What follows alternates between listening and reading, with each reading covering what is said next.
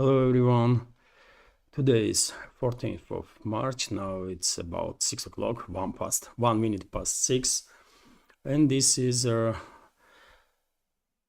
not yet traditional, but live stream that maybe becomes traditional on Fridays. Let's see if there will be interest in our community towards the streams. Then I will add more such programs. And there are plenty of news, dear friends, plenty of funny, surprising, devastating, all sorts of news that are, I guess, worth our attention. But first of all, let me thank you all for your attention, for participating in this stream, and many thanks to all the members of our community who will join us later on, or will watch this video in the recording. And well,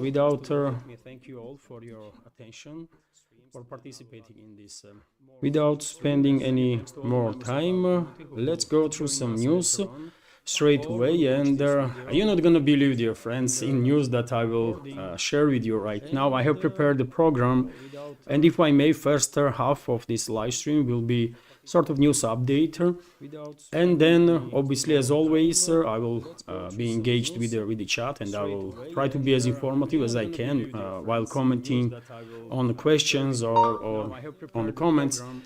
But news itself is quite interesting. About 2 hours ago, Russian media reported that President of US Donald Trump stated that he had a conversation with Russian President Putin, and he also assessed chances to resolve. Sorry, dear friends, it is an issue with sound. President of US Donald Trump stated that he had a conversation. Sorry, dear friends. There was an issue with the sound. Спасибо, Ань. I fixed it, so hopefully sound is going to be okay now. And yes, Michael Kennedy, hello Michael, is writing. There is an echo, and yes, I fixed it. Sorry, dear friends, I had 2 windows open. In one window I forget to turn off the sound, so my apologies for that. Ruth Greening is here, I can see. Hello Ruth, and hello everybody once again. Nidish Kumar is here, and so yes, dear friends, a few hours ago Trump posted in his social platform True Social that he had a conversation with the Russian president, and he also assessed chances of resolving the conflict. US President Donald Trump announced a productive discussion with his Russian counterpart Vladimir Putin on Thursday, expressing his opinion on the good chances of Ukrainian settlement. And everyone assumed that he actually had a conversation with the Russian president. He also stated in his post that he asked Russian president to spare the lives of Kiev regime's troops and their potentially NATO mercenaries that are now trapped in the Kursk salient area. Let's read entire post, by the way. So this is the post that he wrote. So we had a very good and productive discussion with the President Vladimir Putin of Russia yesterday, and there is a very good chance that this horrible bloody war can finally come to an end. But at this very moment, thousands of Ukrainian troops are completely surrounded by the Russian military and in very bad and vulnerable position. I have strongly requested to President Putin that their lives be spared. This would be a horrible massacre, one not seen since World War II. God bless them all. That's what Trump wrote on his social network. And I mean, everyone, or almost everyone, assumed that he had a phone conversation with the Russian president, but turns out that this is not exactly like that. The White House, just a few minutes ago, clarified that it was Witkoff, a special envoy of Trump, who had a conversation with Putin yesterday, not Trump himself. So quite confusing stuff, by the way. Probably you will agree with me. What the hell is going on in Washington? I don't know. But in any case, Trump spoke about Ukrainian settlement. He said that chances are high, probably with Witkov, or what is the name? I could not remember. Witkov. Probably Witkov shared information with Trump, and after that he said that chances to resolve the conflict is quite high. And when he asked Russian president to spare lives of Kiev regime's militants in the Kursk salient area, I don't know, maybe he told this to Witkov so that he then transferred this information to Russian president. I don't know, some funny actions on part of White House here, funny misunderstanding, let's say, or miscommunication. But anyways, when topics themselves are extremely serious, obviously, and it is good if Trump thinks that there is a high chances of resolution of the crisis. Good if this is the case, but for now I'm not that optimistic, to be honest. And also on the topic of sparing lives of Kiev regime's militants, all they have to do is lay down arms and surrender, and Russian president, Russian high-ranking officials were very clear on that. They can, groups that are encircled or in operational encirclement can lay down arms, contact Russian side and organize safe surrender. That's the only way at this point, because other way, I mean, Kiev regime's militants not gonna like other way, which is to try to escape from these pockets, encircled pockets, and some might manage to escape, but a majority will die trying. So it will be better for them to just lay down arms and surrender. Obviously, Russian side cannot just let them go, because as the Russian president stated yesterday, many members of this invading force committed crimes against civilians, war crimes, and they have to face the consequences for their actions, obviously. So that's the latest, by the way. This was happening just last hour or two. All these news reportings about the Trump-Putin conversation that never happened. Also, I have information here from governor of Kursk region, acting governor of Kursk region, Alexander Hinstein, who stated that there was a massive war crimes that was committed by Kiev regime's forces in these temporarily occupied territories, and as the Russian law enforcement agencies are entering the settlements, as a clearing operation is being finalized in dozens of these villages, and also Suja town, unfortunately more and more evidences are emerging of war crimes that Kiev regime's forces and NATO mercenaries committed there. And this information only confirms what I just said and what Russian officials said, that these Kiev regime's invading forces committed crimes. They cannot be let off. They have to they have to face consequences for their actions. Also, dear friends, as you already know, from this miscommunication on part of Trump and his team, Russian president had a conversation with the special envoy of US President Witkov yesterday later evening, and the sides express opinions.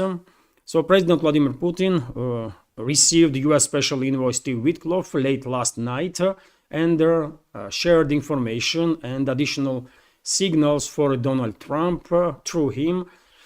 Presidential Press Secretary Dmitry Peskov stated on the settlement on Ukraine, Russia has received additional information on Ukraine from the United States about recent talks that took place in Jeddah, Saudi Arabia. Putin supports Trump's position on the settlement in Ukraine, but voiced questions that need to be answered together. Both Russia and United States understand that a conversation between Putin and Trump is needed. the exact time of the conversation between Trump and Putin has not yet been agreed. There is clearly reasons to be cautiously optimistic. That's what press spokesman of the Russian president shared with the media and the public today. And somehow, I don't know how exactly, but Trump made a comment on it, and he should be a little more careful in his words, because everyone assumed that he and Putin had a phone conversation, which did not happen. Anyways, RT is reporting that according to US media, NBC for example, Moscow banned Trump's Ukraine envoy from peace talks. So Kat Kellogg, US President Donald Trump's special envoy to Russia and Ukraine, has been banned from taking part in the peace talks at Moscow's request. NBC News reported on Thursday, citing sources. According to the report, Russian officials view Kellogg as too hawkish and too close to Ukraine. Well, Kellogg did made quite a few strong statements, isn't it? Anti-Russian statements, which definitely minimize his chances to be effective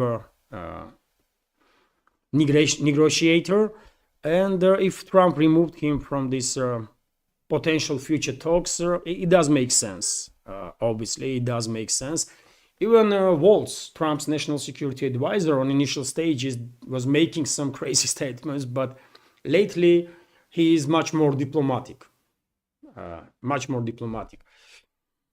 Anyways, I will go through at least headlines, dear friends, of some other news, and then I will get engaged with chat, and let's have exchange of opinions on all these topics, and whatever you like to talk about. So TASS news agency is reporting that Trump blamed the previous administration of Biden for basically deterioration, unprecedented deterioration of the Russia-US relationships. The administration of the 46th president of United States, Joe Biden, is to blame for the fact that relations between United States and Russia have deteriorated so much. This was stated by US President Donald Trump. Okay, Donald, you can blame previous administration for whatever you like, but now if you are for normalizing the relationships, then what kind of steps you are taking. I mean, resumption of weapon deliveries, intelligence sharing with the Western-backed terrorist regime of Zelensky is the right way to go in this regard? I don't know. Maybe not so, right?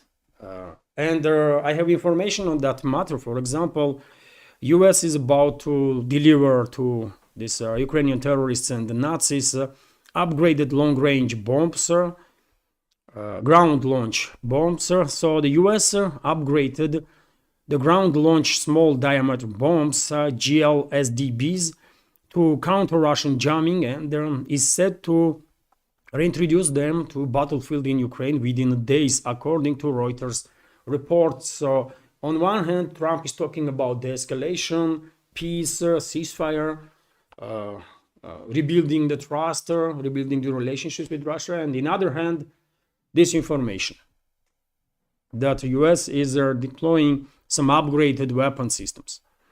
Of course, no weapon systems that Washington can deploy will change the outcome of this proxy war that West is waging against Russia.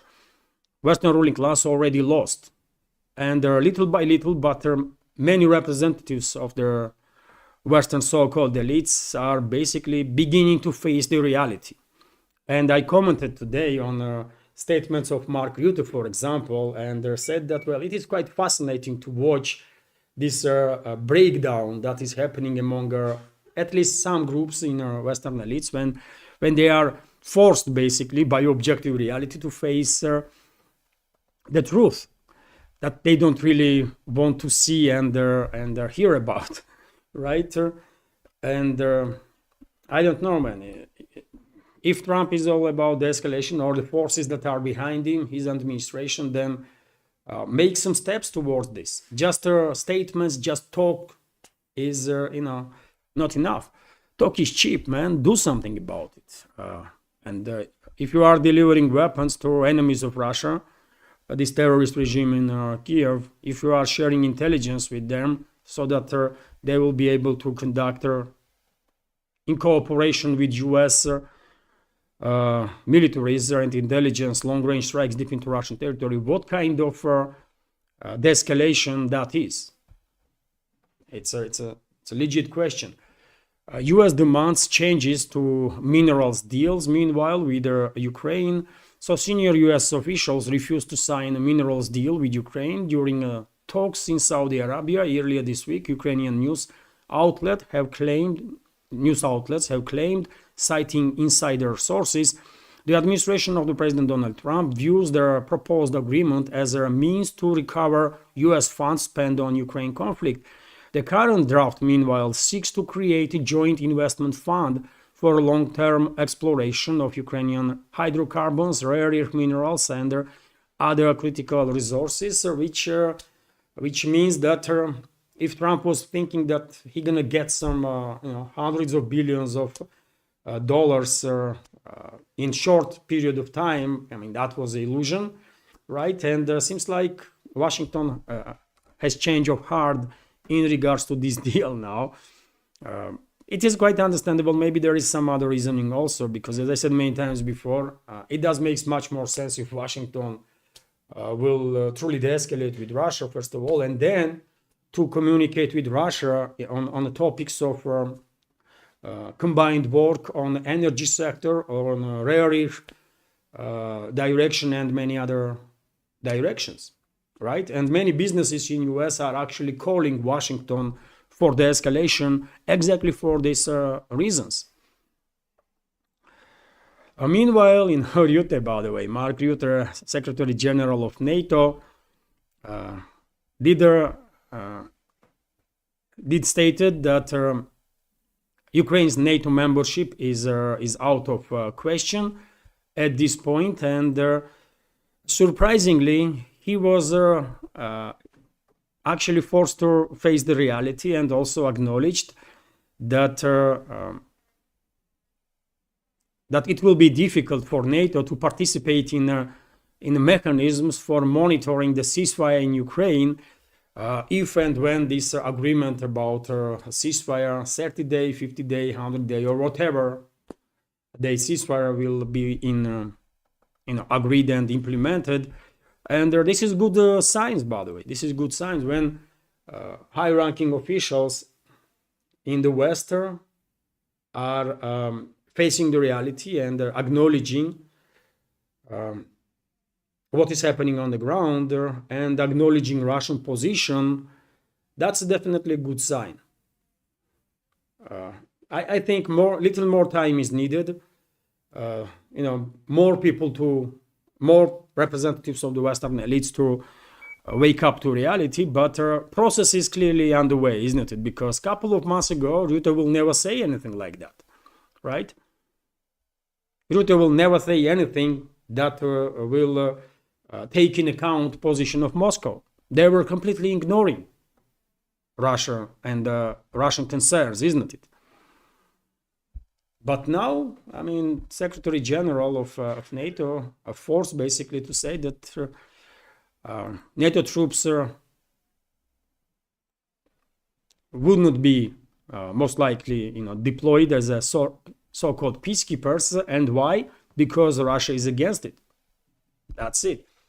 Meanwhile, dear friends, we have this update from Vzglyad that 33 settlements were liberated by Russian forces during the week in the Kursk salient area and in DPR.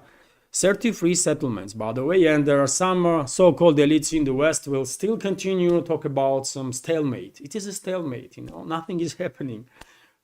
Trench warfare, First World War. Yes, in some places it is a trench warfare, but it's a 2,000-kilometer front line. If in one area there is no significant activity, in many other areas there is. And these 33 settlements were liberated not by aliens, but by Russian forces, right? In Kursk, by the way, when it comes to Kursk salient itself, at this point, I guess only like 2, 3, maybe 4 settlements are still under control of Kyiv regime. For example, on the southern flank of, or southern, most southern western part of this Kursk salient, there is a Guever settlement, and Garnal area. This is, I believe, still under control of Kyiv regime's forces, although the situation may change anytime, and in few hours Russian media might report, or Russian Defense Ministry, that these areas were also liberated. And also, as far as I understand, Kyiv regime is still controls Gogolevka settlement, this one here, and battles are taking place for Aleshnya. There was reports that Russian troops actually established control over the Aleshnya. Then other sources reported that this settlement is still disputed between the sides. Difficult to say. Obviously, I'm not there, isn't it?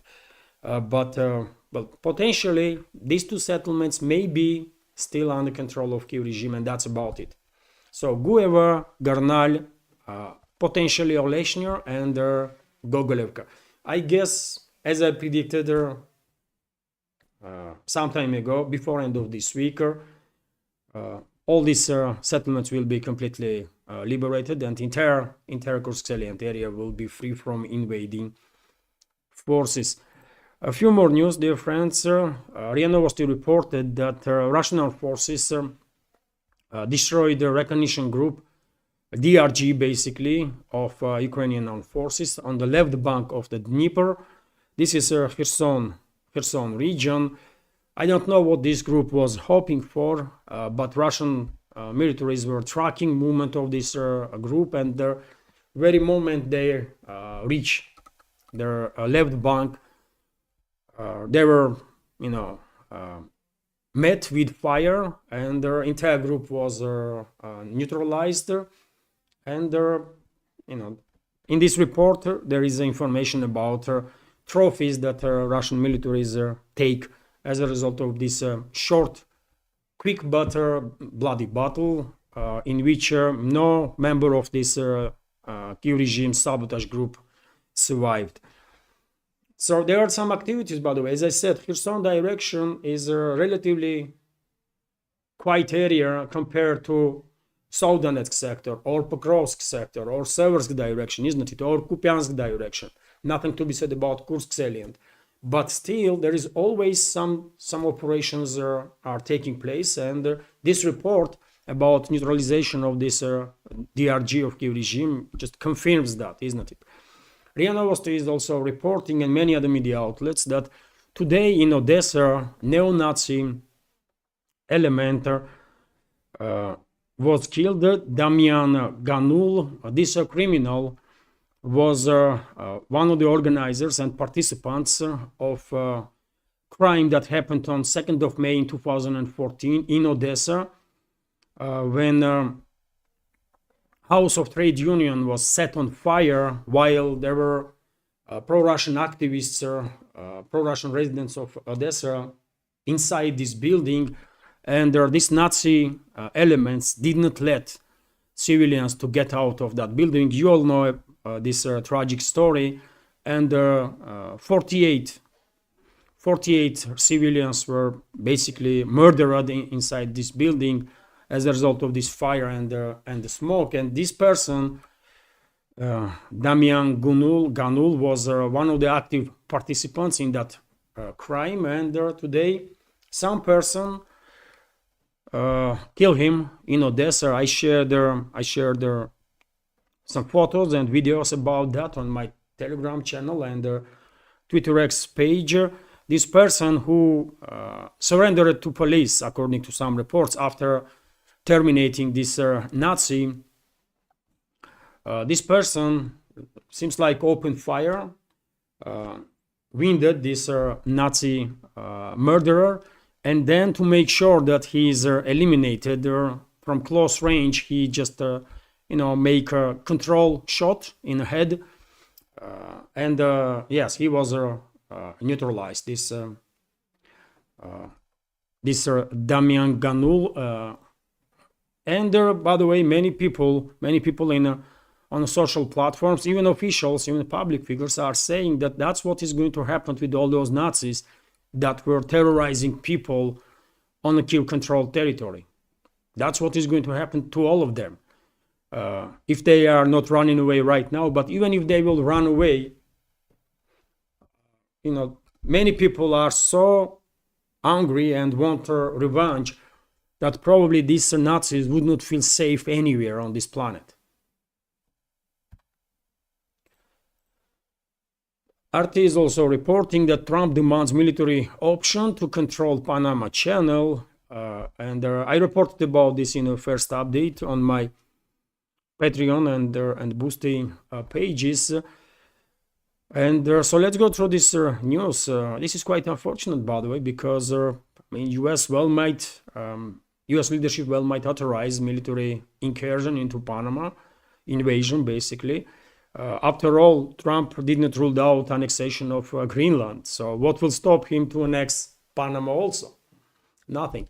So US President Donald Trump has directed the Pentagon to develop plans to secure the Panama Canal from alleged Chinese influence following multiple threats to reclaim and take back their waterway, according to sources cited by Reuters, CNN, and NBC. So I guess when so many sources are reporting about same stuff, I guess this information is true or close to be true, and Pentagon probably really is working now on the plans to invade Panama and secure this channel if order comes, and that order may come, by the way, not just in regards to Panama but also in regards to Greenland. And at this point, I would not be surprised at all if one day we will wake up and find out that US troops entered Canada also.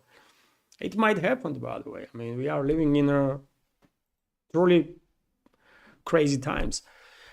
Also, RT is reporting that African bloc ends military mission in DR Congo, Democratic Republic of Congo. The South African regional bloc has announced a phased withdrawal of its troops from the Democratic Republic of Congo, where they have been deployed to help fight armed groups in a country that has endured decades of violence. And this withdrawal is happening while M23 militant group that is supported by Rwanda, I believe, neighboring country, and by many other countries, by the way, in Africa and from outside of Africa. So this withdrawal of troops from this African bloc is coincided with the further advances of M23 militant groups and Rwandan special forces, actually, that are directly involved in these hostilities. Recently, I reported that DR Congo asked US and Europe to work together on rare earth minerals that Congo is rich with, and that's one of the main reasons, if not the main reason, why there is so much violence in that part of Africa. And a few days ago, I also reported that US is considering to work with the Congo on rare earth, and if true, if US is interested to send its private military companies, for example, maybe even military personnel to stabilize situation, and then to invest heavily in rare earth there, that might actually have a positive influence so that killing will stop. Maybe not, but maybe it will do something positive. But question is, will US invest so much effort and resources into this part of Africa? I don't know. RIA Novosti is also reporting that Canada is discussing with EU response to US tariff hike. Canadian Foreign Minister Melaine Joly said she was discussing with her European counterpart the response to the additional US tariffs. And by the way, today, I believe head of State Department Marco Rubio is visiting Canada, and I shared photo of how he was greeted with the tiny red carpet. I mean, it was quite something. So Canadian authorities are not shy to demonstrate that they are not happy with the current administration of US. They are bordering, this greeting of Rubio was on a border with insult. And maybe Rubio was insulted, who knows, by the way. He might make some strong statements about it once he will go back to US.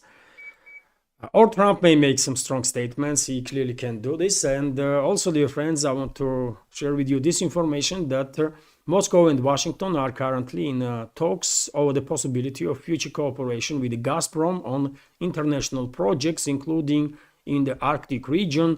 Bloomberg reported on Thursday, citing Russian and European officials. News came as the US seeks to normalize relations with Russia and gain access to economically important region.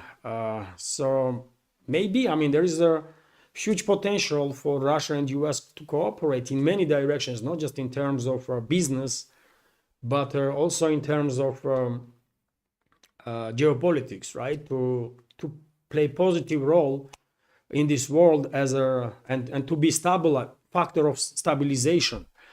But it is a long way to go before Russia and US will be on that level of partnership, right? At this moment, US is clearly acting hostile towards Russia. Trump's administration is sending weapons, even though talking about de-escalation, but when it comes to real steps, they are sending weapons, intelligence to Russian enemies, and therefore, they are part of their problem. And as long as this is the case, what kind of cooperation might happen between the two sides, man? I don't know. It's not happening. First, US have to de-escalate. Western ruling class have to acknowledge that they lost this proxy war against Russia. They have to pay reparations in whatever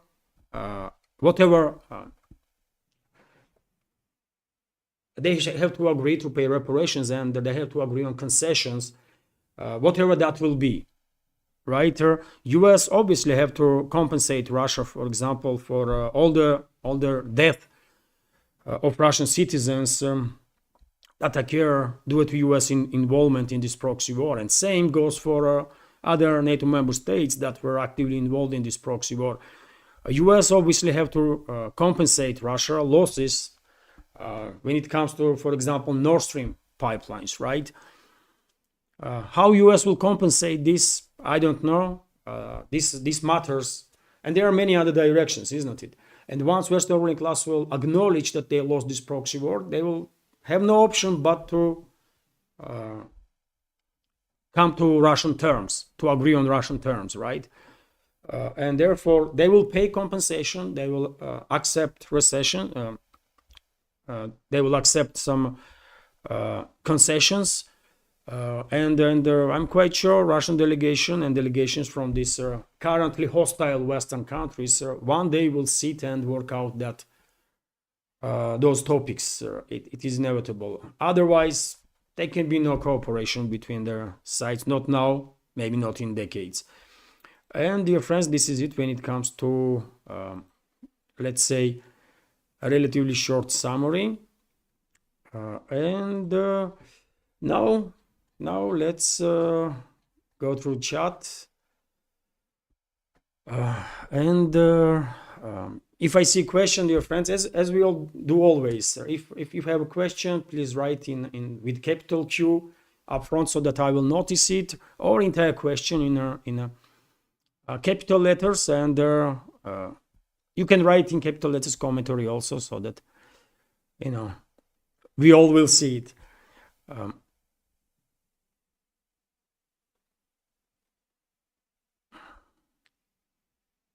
So questions.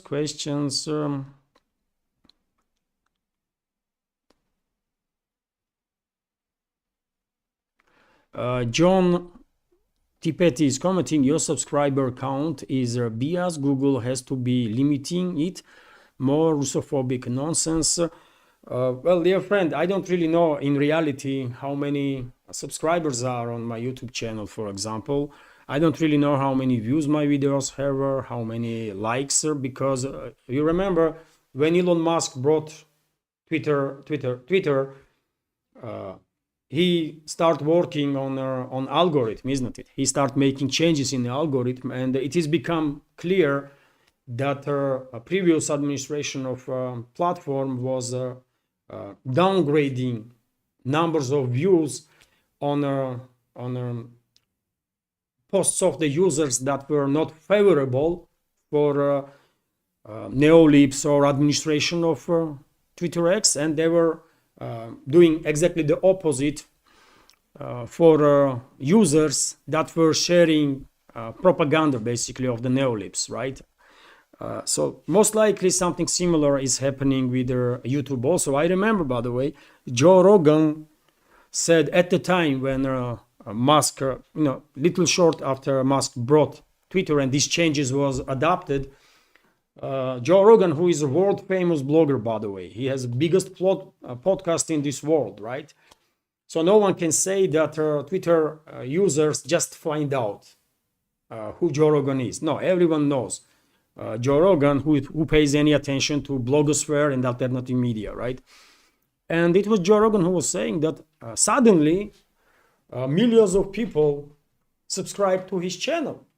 I mean, he already had God knows how many millions of subscribers, but when Musk implemented these changes to the algorithm, and when algorithm on Twitter become more or less adequate, millions of new subscribers appear on Joe Rogan's account, and not because these millions of people subscribed at that moment in that previous days. No, he always had those subscribers, right? Those millions of people were always subscribed, but Twitter just did not show it. And I'm quite sure something similar is happening with YouTube. And this algorithm acts harshly and aggressively, not just towards my channel, but towards alternative media in general, but maybe a little more harsher towards my channel because my channel is from Russia. I live in Russia, in Moscow, right? I'm reporting from Moscow, so therefore, and the information is in on my account, isn't it? So algorithm knows that I'm in Moscow, and therefore, obviously, Russian channels are suppressed much heavier than some others. I guess, by the way, yet again, I mean, I have no inside information from YouTube or Google's administration, but they are doing some dodgy stuff, that's for sure. Everybody is talking about Russia, isn't it? Everybody. And there is very few channels that actually are in Russia.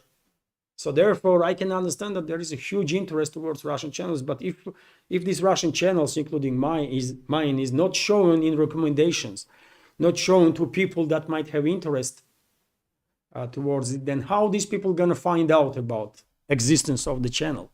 No way, right? Anyways, let's continue. Howard the dot connector is commenting, hi Levan, as you see, Google algorithm censorship has cut my tongue out.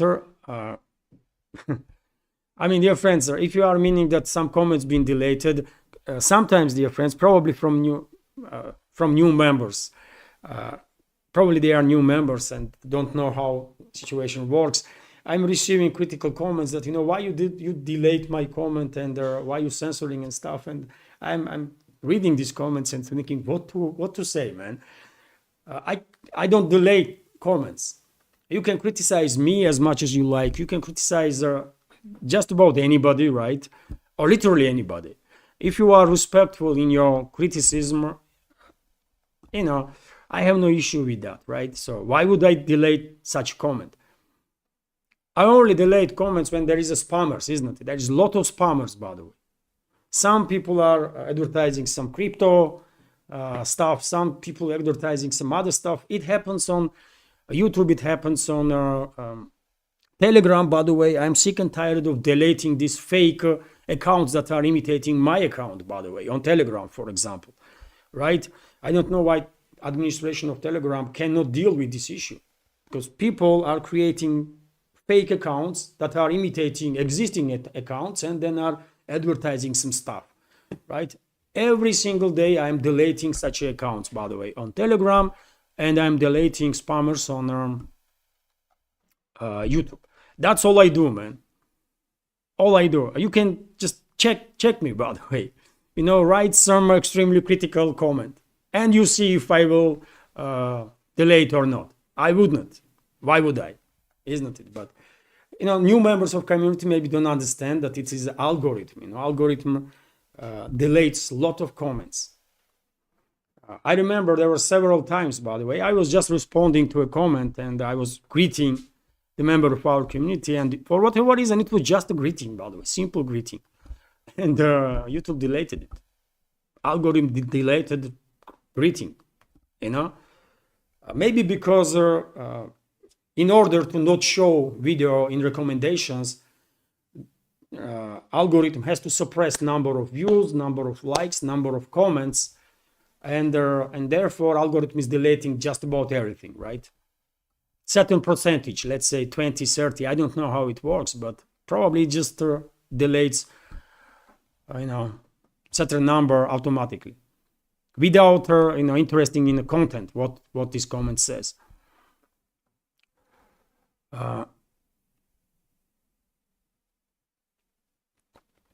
Nidish Kumar is asking Levan, why is Russia treating foreign fighters like soldiers? They are mercenaries. Treat them how kingdoms used to treat them like in the past. Well, if I mean, Putin did spoke about this topic, isn't it, a few days ago, and he said that foreign mercenaries should know that the Geneva Convention is not applied to them, right? It was a strong warning from Russian president, but same time he also said that be humane. He told Russian military leadership when he was visiting Kursk region that to be humane. Why Russian troops acting this way? Maybe because you know, I mean, what they gonna do, man? If you are in a battle, by the way, and it's shooting all everywhere from all sides, and you just you know, see mercenaries. You may not start negotiating. You may not spend time. You may just you know, take him down or take them down straight away in mixed of battle, right? But if battle is over and you find some trenches where some mercenaries, foreign mercenaries, are hiding, at that point, humanly speaking, and again, I mean, you have to at least tell them, give them opportunity to surrender.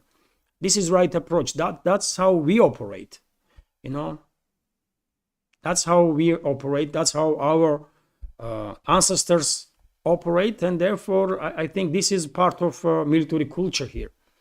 To be, you know, I know war makes people very harsh, isn't it? For objective reasons, and but whenever you can demonstrate humanity, you have to do it. And that's why Russian president also, even though he highlighted that mercenaries are not covered by Geneva Convention, simultaneously he told their military leaders to, you know, make sure that humane approach is applied whenever is possible. In mixed of battle, of course, no one gonna, you know, spend time on that. But if battle is over and you find some like 5-10 mercenaries being, you know, hiding somewhere, you will probably give them a chance to surrender, and you will treat them then as a POWs, although eventually they will be prosecuted. POWs can be exchanged, but mercenaries no, and these mercenaries will probably serve a lot of time in a Russian prison, you know.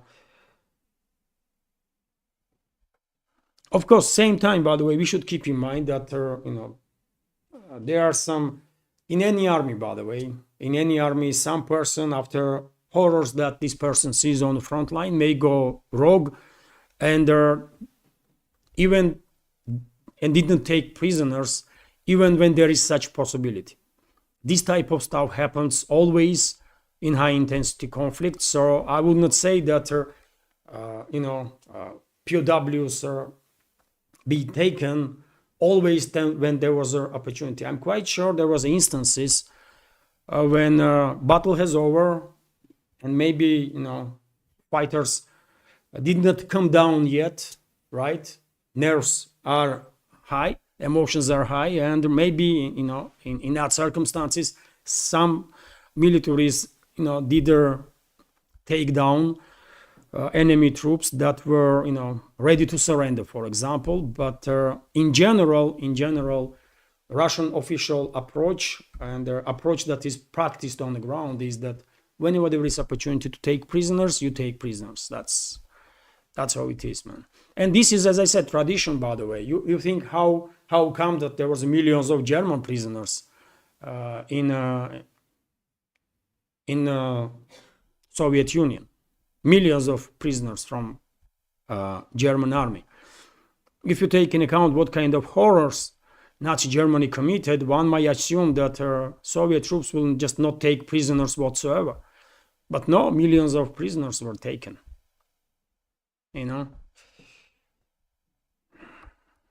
That's just a part of military culture, I guess, to act certain way. Let's go through some. Howard the Dot Howard the Dot connector is commenting America and England and Australia are trying unsuccessfully to get a hypersonic, but they still have to get an Oreshnik. I believe US is on final stage of developing hypersonic weapon systems. There were quite successful tests some time ago, and therefore in 2026, 2027, probably US will have operational hypersonic weapon systems in its disposal. Production will begin. Well, Australia and UK, I don't think so. If US will not share its hypersonic weapon systems, then Australia and UK most likely will have no such a weapon. DC Rosario is commenting, quite obvious that peace talks will be very difficult. Of course, peace talks will be very difficult. As I said, dear friends, Western ruling class have to come to the terms that they lost this proxy war and they harmed Russia, right? And Russia has every reason to demand concessions, to demand compensations, and negotiations definitely not gonna be easy. Western ruling class still gonna struggle to wrap their mind around this fact that they lost. They were underestimating Russia since forever, right?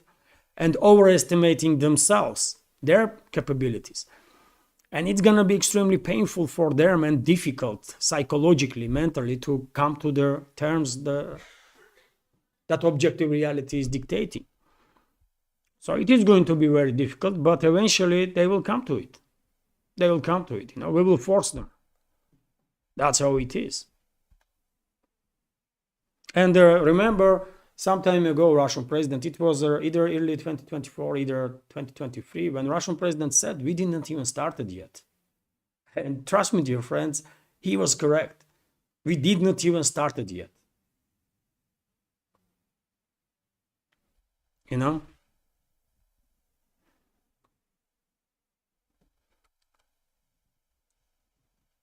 Let's go through some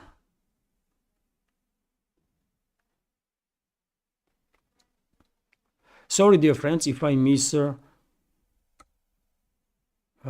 your question.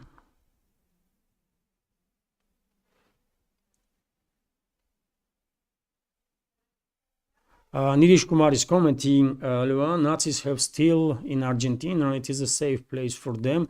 Well, plenty of Nazis did escape to Argentina, isn't it? Into Latin America in general. And in Argentina, I believe, by the way, there are settlements settlements of descendants of Nazi Germans that actually speak German.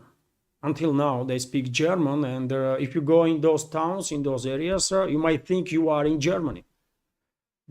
And some of those people, I would not say all of them, but some of those people may still be living in that sick ideology that Nazi Germany was propagandizing, right? And there are many Nazis, by the way, not just in Argentina, but Canada, UK. Nazis that were taken after Second World War. And I guess their descendants, many of their descendants, are also sharing the same ideology. How come that in Canada's parliament, by the way, Nazi was treated with their standing applause? I mean, this is a level of embarrassment that after which entire parliament should be dismissed. But it did not happen, right? Canadian leadership tried to come up with some excuses as if nothing happened. They were giving standing applause to a Nazi mass murderer, right?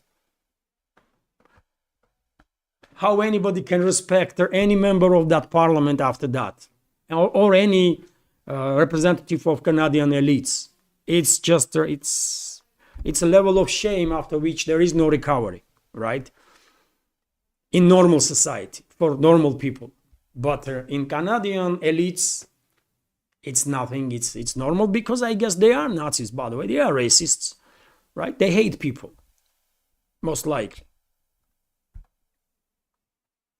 And they are sick, by the way, because you have to be sick if you are hating groups of people just because they are this ethnic group or this religion or something. That means you are sick, mentally ill, right? You cannot hate people just because they have this religion or they belong to this ethnic group. It's normal human being cannot operate that way. It's just not possible, correct? It is what it is.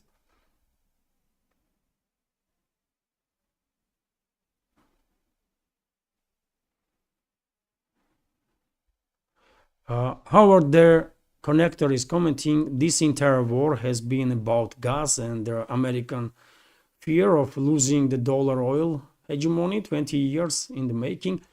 Well, I don't know, dear friends. It's at this point it is a topic that we can discuss for hours and hours, and we might still not be able to really understood every nuance. It will take probably years, maybe decades, to understand why Western ruling class risked that much,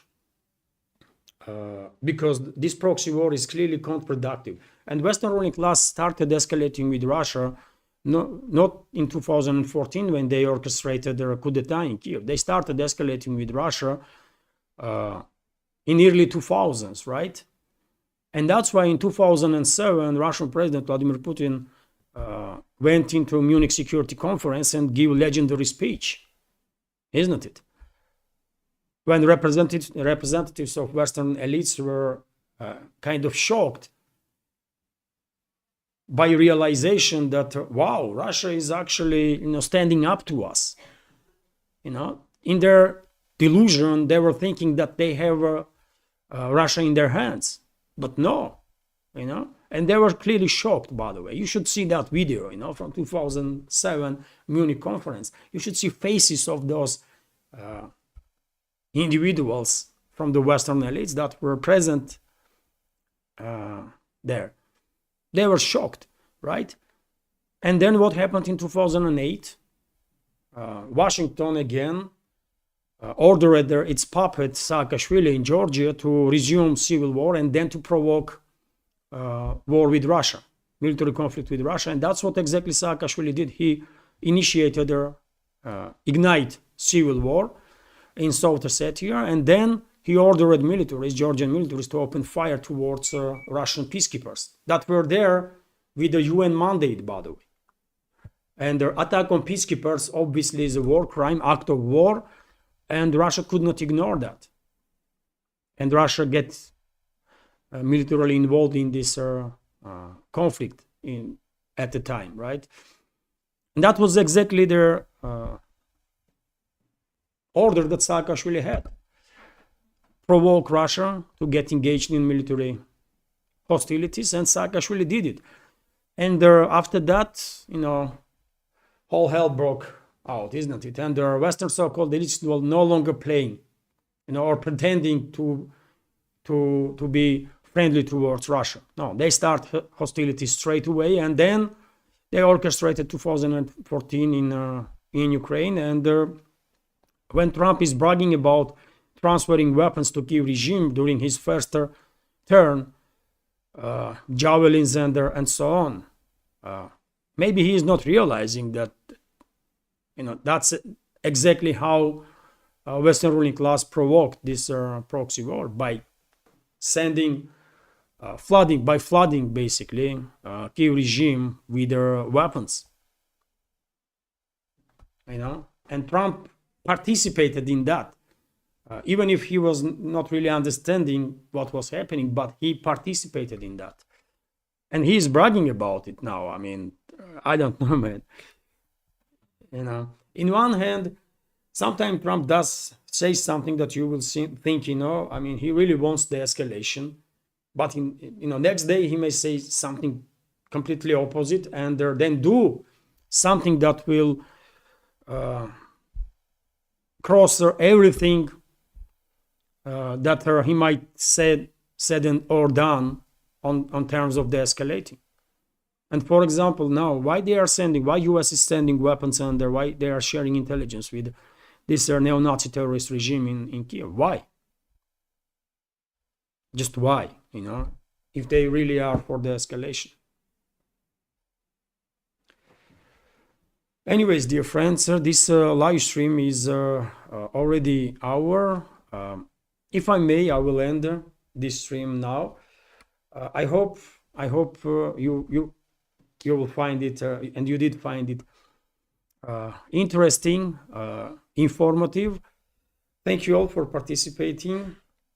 Have a wonderful day, great upcoming weekend, dear friends, and most likely see you tomorrow.